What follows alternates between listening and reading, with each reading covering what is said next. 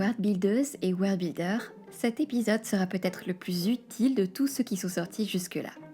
Je le sais parce que je l'ai longtemps cherché moi-même sans jamais vraiment le trouver ailleurs. Alors aujourd'hui, dans la boîte à outils de la World Builders, on va voir comment utiliser une base de données pour organiser efficacement et de manière concrète notre world building.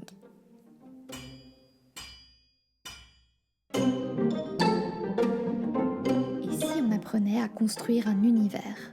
Ici, on parle outils, astuces et stratégies pour donner vie à nos mondes intérieurs. Bienvenue dans la boîte à outils de la World Builders, au cœur du chantier de l'imaginaire. Si vous êtes passionné de mondes imaginaires, vous vous êtes sûrement retrouvé dans la même situation que moi. À un moment donné, alors même que je n'en étais qu'à l'étape de définition de mon univers fictif, je me suis heurtée à un problème. Cet univers devenait trop grand, trop riche et trop dense. Entre les personnages, les lieux, les institutions, les objets et les systèmes de magie, les événements historiques, c'était de plus en plus difficile de m'y retrouver et de savoir par quel bout m'y prendre. Alors, j'ai commencé à organiser mon world building et je dois dire que j'ai beaucoup tâtonné avant de trouver le bon système.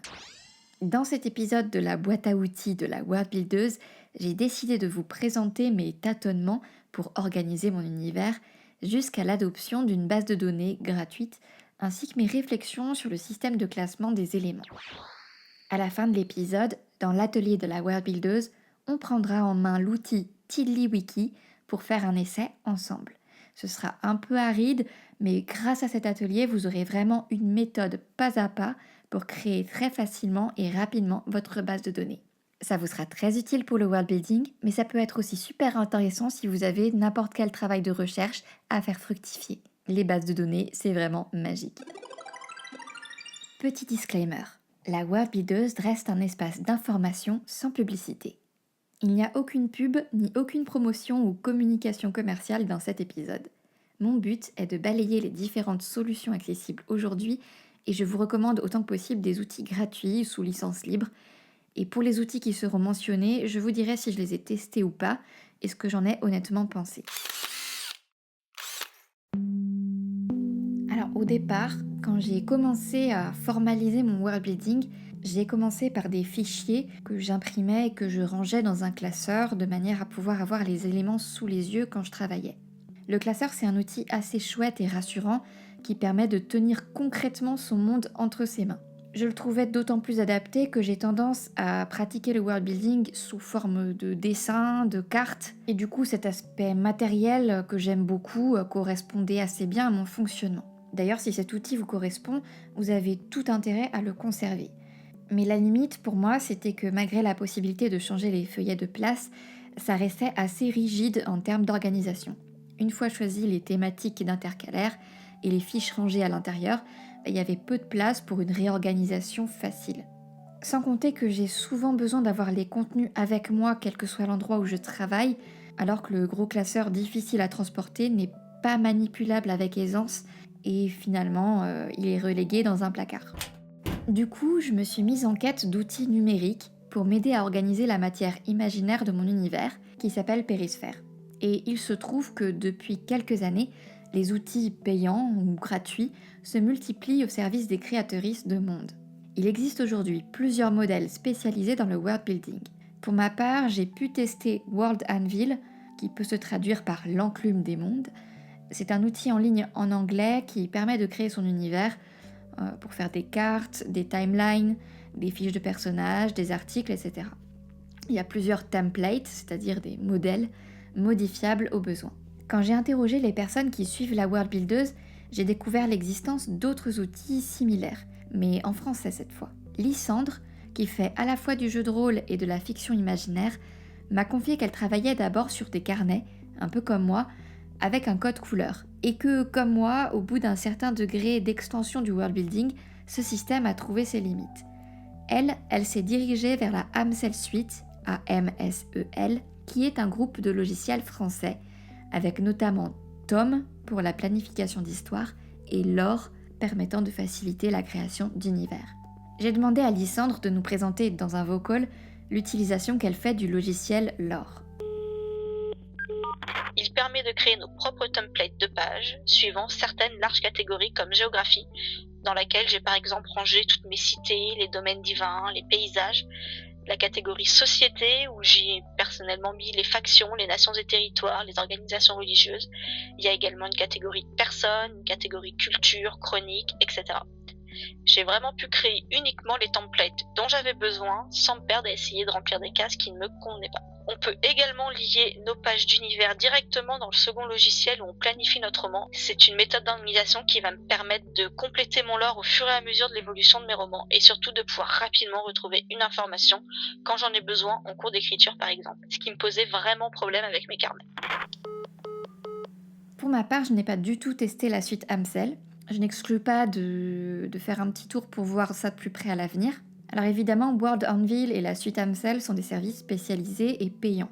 Il me semble que Word Anvil, c'était 50 € par an pour la formule de base. Ça peut aller jusqu'à 300 € annuels pour les aspects très développés. La suite Amsel est beaucoup plus accessible puisqu'elle propose un accès à vie, donc sans abonnement, à hauteur d'une 60aine d'euros maximum, voire moins si on choisit qu'un seul des logiciels proposés. Donc tout dépend de l'usage que vous en faites, mais ça peut être intéressant éventuellement. De mon côté, j'ai testé ce genre d'outils, mais je ne les ai pas retenus à long terme. Contrairement à Lysandre, je ne suis pas très investie dans le jeu de rôle et je me concentre sur l'écriture de fiction. Aussi, je trouve que ces outils de création de monde, même s'ils sont très séduisants, sont surtout intéressants quand le world building est un hobby à part entière ou qu'il porte sur plusieurs activités de world building différentes, comme pour Lysandre dans le cas du jeu de rôle. Pour moi qui me concentre sur l'écriture de fiction, passer beaucoup de temps sur le world building sans histoire précise derrière, c'est prendre un risque, celui de construire un peu dans le vide et d'abandonner l'écriture, ou bien de perdre le fil de la narration en allant trop loin dans les détails. C'est un peu ça qui me bloquait, et aussi l'idée de confier tout mon univers à un logiciel sur abonnement, par exemple, dans le cas de World Anvil, où je courais le risque de tout perdre un jour ou l'autre, en fonction de la santé de la boîte. Alors j'ai décidé de me tourner vers des outils plus do-it-yourself et bricolés, et notamment vers le principe tout simple de la base de données. Le choix de la base de données s'est imposé assez vite. En gros, je revenais à mon gros classeur, mais cette fois il allait être numérique et non en format papier. La première base de données que j'ai utilisée, c'était Omeka, O-M-E-K-A. Ça existe encore, la base en elle-même est libre ou d'un accès vraiment modique pour payer l'hébergement. J'ai pas mal travaillé dessus à une époque, mais je dois dire que l'outil, pour moi, manquait de souplesse dans la réorganisation des fiches, dans le répertoire, l'intégration de documents, etc. Donc j'ai fini par arrêter de l'utiliser, mais j'ai quand même pu tout sauvegarder en PDF, donc tout ce travail, je l'ai conservé et il me sert encore hors ligne. Je n'ai jamais vraiment renoncé à trouver le bon outil, et je crois que depuis quelques mois, avec TiddlyWiki, j'en ai trouvé un qui me convient. En fait, il répond à mes attentes à la fois de souplesse, de simplicité, d'organisation, sans compter que c'est un logiciel libre, en open source, et qui peut s'employer en mode hors ligne ou bien être mis en ligne à un moment donné. En gros, le principe c'est de se créer son propre Wikipédia personnel, et je pense que l'outil peut être modifiable quand on a des connaissances plus pointues en CSS et JavaScript, mais même si comme moi vous avez des connaissances rudimentaires, ça reste un outil dont la prise en main se fait relativement aisément. Je vous montrerai même comment on s'en sert concrètement en fin d'épisode. Ces astuces vous plaisent ? Alors que votre force soit avec nous. Une belle note, un commentaire, un partage et ce podcast décollera vers les étoiles.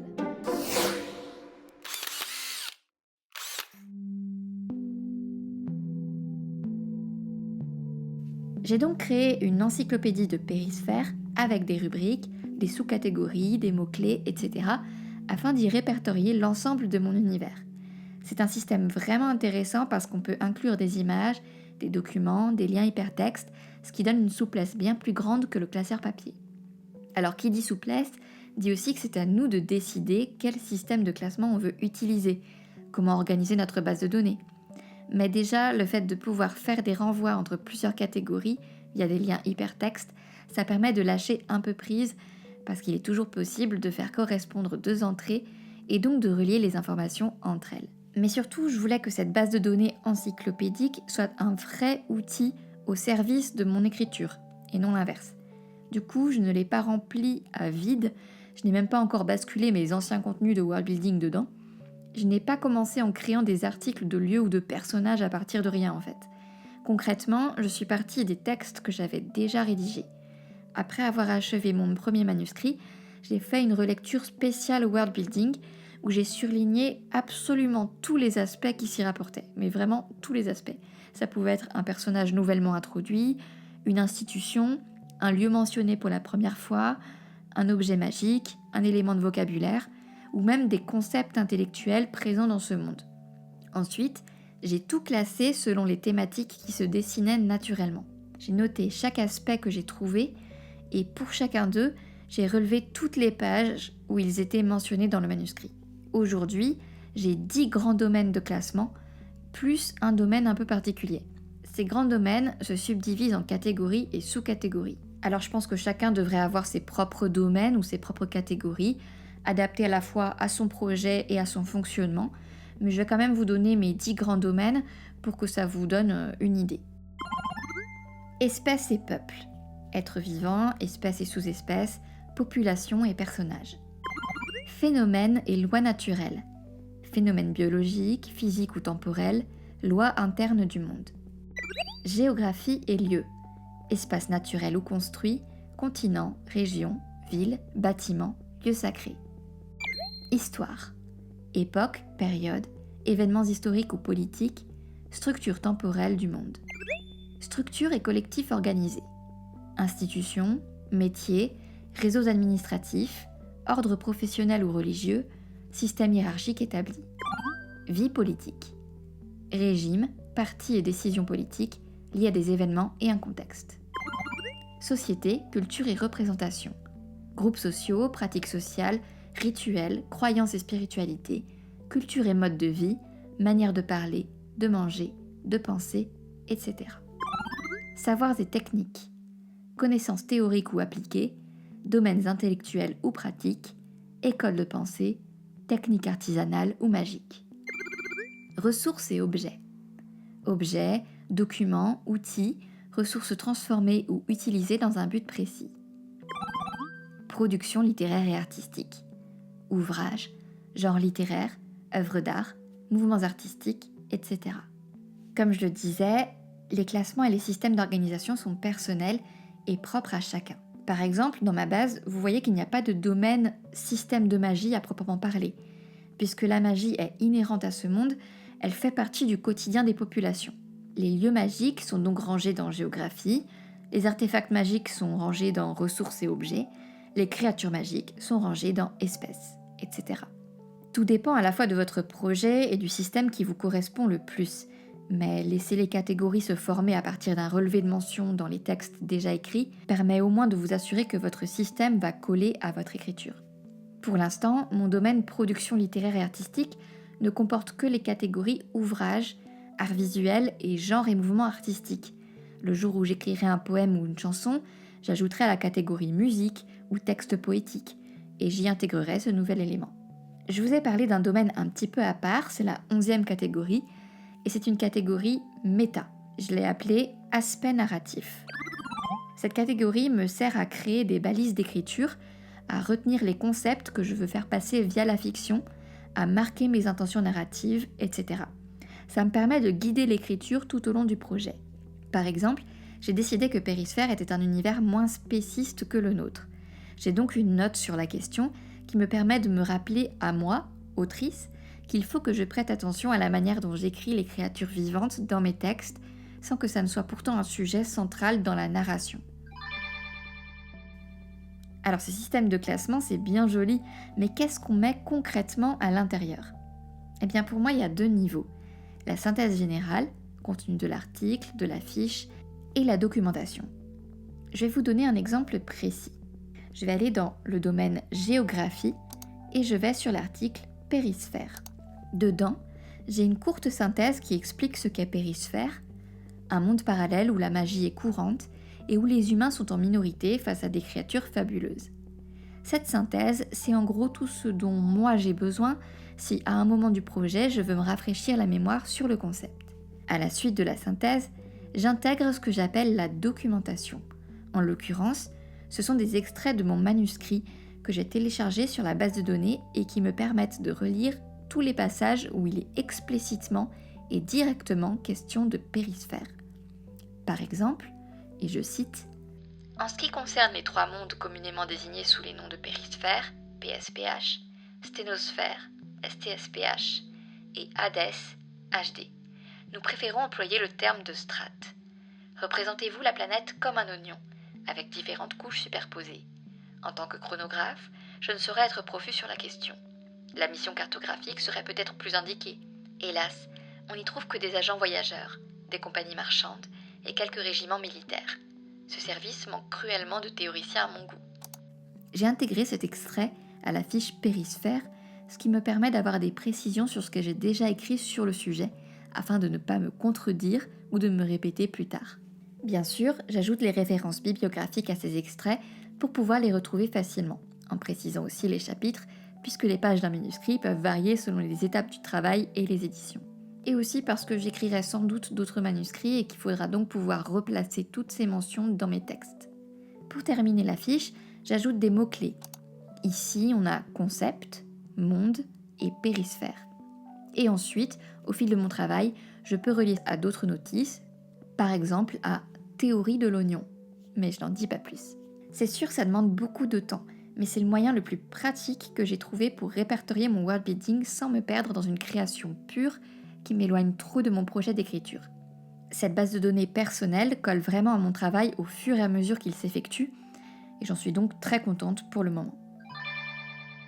Dernier réflexe à avoir concernant la base de données, personnellement j'ai créé une page d'accueil où je mets à jour, après chaque session de travail, tout ce que j'ai fait et toutes les tâches qu'il me reste à faire. Je n'hésite pas à être précise, par exemple avec une charte de saisie et un rappel des articles à créer ou à modifier parce qu'on peut vite perdre le fil.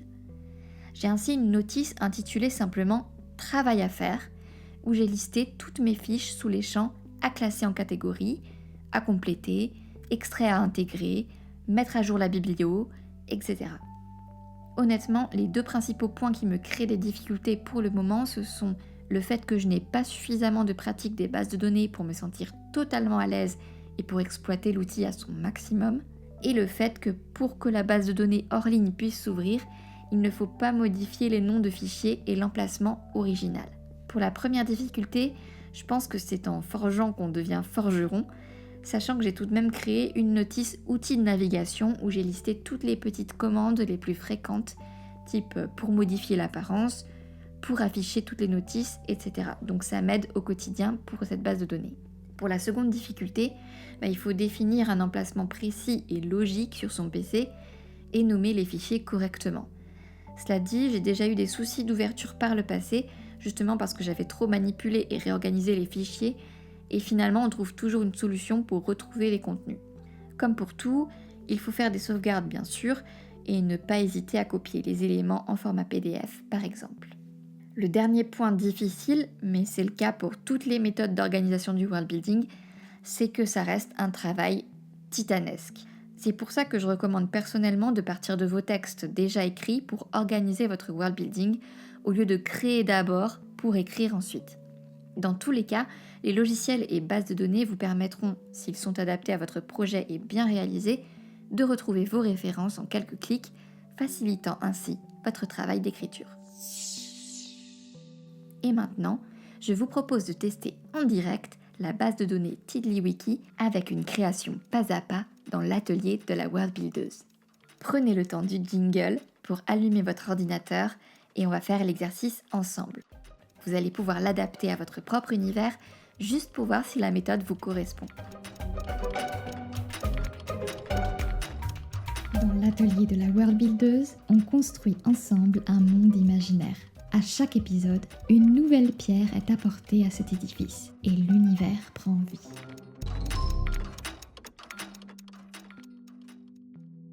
Dans cet atelier, je vais créer une base de données pour le worldbuilding autour de la planète Hécate et de l'île d'Hydrae, mais vous allez pouvoir adapter ces conseils à votre propre projet. Première étape. D'abord, rendez-vous sur le site officiel de TiddlyWiki, T-I-2-D-L-Y, plus loin, W-I-K-I, et téléchargez la version desktop qui vous permettra de travailler en local plutôt qu'en ligne. Vous n'aurez rien à payer, c'est une licence ouverte. Installez Tiddly Desktop dans votre dossier d'application habituel. C'est une icône avec une silhouette de chat noir sur fond jaune. Deuxième étape. Ouvrez Tiddly Desktop et dans le menu en barre supérieure, cliquez sur Create New Wiki et Empty TiddlyWiki File. Là, vous allez devoir nommer votre base qui sera un fichier HTML. Moi, je la nomme codex-hydrae. Il faudra conserver ce nom par la suite. On vous demande aussi où vous voulez enregistrer ce fichier. Ce choix est crucial pour la suite car il ne faudra pas le déménager sous peine d'avoir des difficultés à l'ouvrir. Parce que si vous le déplacez ou vous le renommez, ça peut casser certains liens alors que tous vos contenus sont sur ce fichier. Il faut donc choisir un endroit logique. Moi, je vais choisir de l'enregistrer dans mon dossier Podcast Worldbuilders. Troisième étape. Votre base de données est créée. Vous avez devant vous une fenêtre Getting Started qui vous propose de faire un petit setup. Pour le titre du TiddlyWiki, moi j'entre Codex d'Hydrae. Et vous pouvez écrire ce que vous voulez en rapport avec votre monde bien entendu. On propose même un sous-titre. Pour ma part, je vais mettre base de données pour l'atelier de la Worldbuilders. Pour sécuriser notre travail, on va tester tout de suite la sauvegarde. Moi, je fais commande plus S et j'ai un tout petit pop-up en haut à droite qui me met Save the Wiki. Pour en être sûr, je ferme le fichier et je le rouvre depuis l'appli Tiddly Desktop. Je retrouve bien ma page Getting Started avec mon titre et mon sous-titre. Quatrième étape, créer la page d'accueil. Petit point de vocabulaire, les notices ou fiches telles que celle-ci, qui sont le module de base de la base de données, sont appelées des tiddlers, T-I-D-D-L-E-R. Donc quand on vous propose de créer un nouveau tiddler, ça veut tout simplement dire créer une nouvelle fiche. Normalement, le titre de votre base de données s'est affiché en haut à droite et juste en dessous, vous avez un bouton plus. Cliquez dessus et vous avez un brouillon, draft, new tiddler, qui s'affiche. En titre, je vais mettre accueil tout simplement et dans le corps du texte, je vais écrire Bienvenue dans le codex d'Hydrae. Cette base regroupe tous les éléments de worldbuilding créés dans l'atelier de la Worldbuilders. Personnages, lieux, institutions, chronologie, etc. Utilisez les liens ci-dessous pour naviguer. Et progressivement, en dessous, je viendrai modifier le tiddler pour y intégrer des liens utiles. Je clique en haut à droite pour cocher et le tiddler est créé. Maintenant, je vais le définir comme page d'accueil. En haut à droite, sous le titre de la base, il y a une icône rouage pour les paramètres. Je clique et j'arrive sur Control Panel. Dans le tableau récap en dessous, il y a une ligne qui s'appelle Default Tiddlers, c'est-à-dire le tiddler qui s'affiche par défaut quand on ouvre la base. Là, normalement, c'est toujours la page Getting Started qui s'affiche. Je vais simplement recopier le titre de mon tiddler accueil. Je fais commande plus S pour sauvegarder. Je ferme mon wiki et je le rouvre pour tester. Je retrouve bien ma page d'accueil. Cinquième étape, créer ma première notice. Je crée un nouveau tiddler avec le plus en haut à droite. Je vais le nommer Maison des coquilles. Et dans le corps du texte, je tape une petite présentation sur la base de ce que j'ai déjà inventé dans les épisodes précédents. La Maison des coquilles est à la fois un lieu physique et une institution de l'île d'Hydrae, à mi-chemin entre une banque et un institut monétaire public. C'est un grand bâtiment édifié au cœur de la ville de Ka-Uxa, reconnaissable à ses grands volets peints de motifs protecteurs. La Maison des coquilles abrite le Conseil des coquilles, chargé de réguler l'usage des coquillages bleus, monnaie de l'île d'Hydrae. Chaque année, le Conseil des coquilles se réunit pour inscrire sur un grand registre les valeurs attribuées aux différents coquillages. Avant chaque méga-marée, les habitants désireux de faire une collecte de coquillages doivent se présenter à la Maison des coquilles afin d'obtenir une autorisation ou de renouveler leur permis de collecte. Enfin, dans le cadre de la lutte contre le faux monnayage, le Conseil des coquilles est le seul habilité à expertiser les coquillages douteux, au moyen de boîtes munies de petites loupes. Depuis 40 ans, le Conseil des coquilles est tenu par Choli de Pulvo, ce qui en fait la présidente à la plus grande longévité de l'histoire de l'institution. Alors, petite subtilité, on ne peut pas copier-coller directement depuis Word, ça se transforme en image en fait, mais normalement depuis un fichier texte ou des notes texte simples, il n'y a aucun souci. On va laisser de côté pour l'instant les champs Content Type et Field Name en bas qui ne seront pas utiles tout de suite, mais on peut déjà mettre des tags ou mots-clés juste sous le titre. Moi, je vais mettre les mots-clés coquillage, économie et Ka-Uxa. À chaque fois, je clique sur Add pour les ajouter à la base et il suffira de les sélectionner plus tard. Sous les mots-clés, on a un certain nombre de commandes pour la mise en forme du tiddler. Je vous laisse explorer tout ça en détail, ça permet de mettre en gras, de créer des titres, des sous-titres. On va juste tester l'insertion d'images. Vous pouvez simplement faire glisser le fichier d'image souhaité, une fenêtre pop, et là je peux renommer le titre de l'image pour bien la répertorier. Je n'oublie pas de cliquer sur le petit bouton à droite de la barre pour enregistrer le changement, et je clique sur Import. Dans le corps du texte, ça va s'afficher sous forme de code. En haut à droite, je clique sur le bouton de sauvegarde, le petit tic à cocher, et voilà, normalement votre notice apparaît avec son texte, ses mots-clés et son illustration. Il vous suffira de répéter cette étape pour toutes vos autres notices et titlers. 6e étape, organiser ma base de données en catégories. Je crée un nouveau tiddler, maintenant vous savez comment faire, et je vais le titrer « lieu » au pluriel. Je crée juste en dessous le mot-clé « catégorie ». Et j'écris dans le corps du texte « Ici sont regroupées toutes les notices faisant référence à des lieux ». Dessous, je vais simplement venir ajouter progressivement toutes mes fiches qui concernent les lieux. Alors les ajouter, c'est très simple. Il suffit d'ouvrir 2 crochets à la suite, d'inscrire le titre précis de la notice désirée, ici, Maison des coquilles. Alors je fais bien attention à respecter la casse, c'est-à-dire les minuscules, les majuscules, les espaces, etc. Sinon ça ne marche pas. Et ensuite, je referme avec 2 crochets. Je sauvegarde et je vois un lien actif qui me reconduit vers la notice Maison des coquilles. Si je le souhaite, je peux créer de la même manière une catégorie économie ou une catégorie institution où je vais ajouter de nouveau la Maison des coquilles. Comme ça, je suis sûre de la retrouver à tous les endroits où elle est pertinente. Inversement, si je reviens sur la notice Maison des coquilles, je peux ajouter des liens vers de futurs tiddlers en les mettant entre 2 crochets. Par exemple, Choli de Poulveau, qui pourra faire l'objet d'une notice dans la catégorie personnage. Il me reste à ajouter les catégories principales sur la page d'accueil. Pour cela, rien de plus simple. On peut retrouver cette page sur la barre de droite, Accueil, dans l'onglet Récent. Je clique sur l'icône stylo pour modifier. Je mets lieu entre 2 fois 2 crochets en respectant la casse. Je sauvegarde. Et voilà, je retombe sur ma catégorie. Je vais m'arrêter là parce que vous avez vu, une fois qu'on a compris les bases, on peut déjà faire pas mal de choses. Il est possible d'entrer ensuite dans les fonctionnalités plus pointues de la base et même changer l'apparence, les couleurs, etc. Mais je vous laisse explorer tout ça par vous-même. En conclusion, que ce soit en fantasy ou en science-fiction, dès lors qu'on dépasse le stade de la nouvelle isolée, il arrive toujours un moment où le world building devient trop étendu pour qu'on puisse le gérer simplement en utilisant un carnet ou un classeur.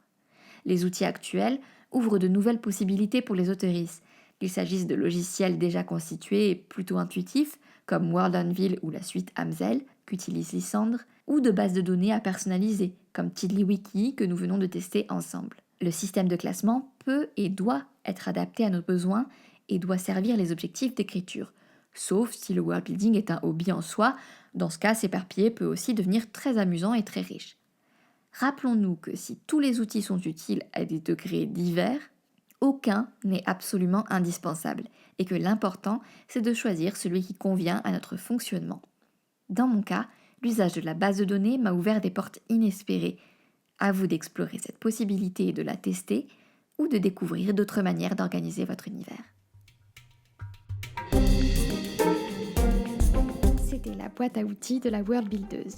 Si cet épisode vous a plu, une note stratosphérique, un partage de Tatooine jusqu'à Arrakis et un petit mot à vos amis cyborgs, droïdes ou aliens feront voyager ce podcast dans tous vos univers.